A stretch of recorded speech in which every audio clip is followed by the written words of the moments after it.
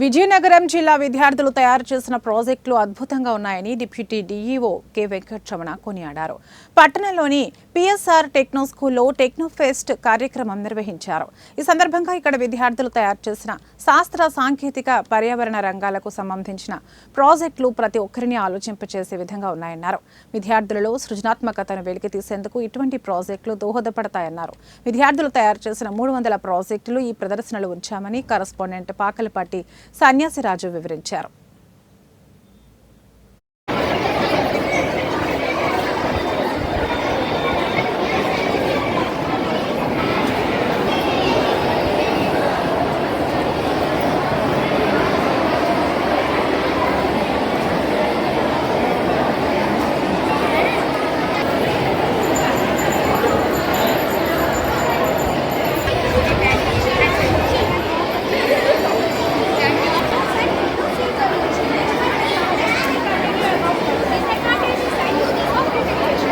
Tenth class లోపల పిల్లలందరూ కూడా సాంకేతిక విజ్ఞానం గత 100 సంవత్సరాలుగా ఏ రకంగా అయితే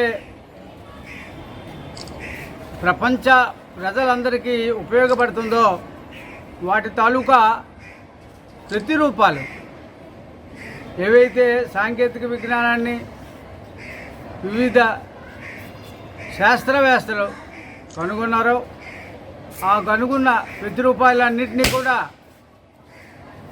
మన విద్యార్థులు ఇక్కడ ప్రదర్శించడం జరిగింది.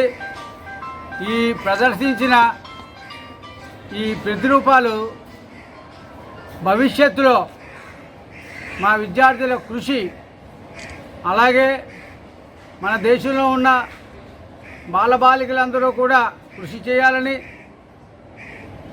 మన దేశానికి ప్రపంచానికి వారి చదువు, వారి విజ్ఞానము, వారి కృషి ఉపయోగపడాలని ఈ టెక్నో ఫెస్ట్ మేము ఈరోజు నిర్వహించడం జరుగుతుంది. దీనికి డిప్యూటీ డిఓ గారు ప్రారంభం చేశారు. అన్ని స్కూల్లో కూడా విద్యార్థులకి ఈ రకంగా ప్రోత్సాహం చేసి పిల్లలందరూ ఎంత ఉత్సాహవంతులో ఈరోజు 300 పరికరాలని పెట్టారు.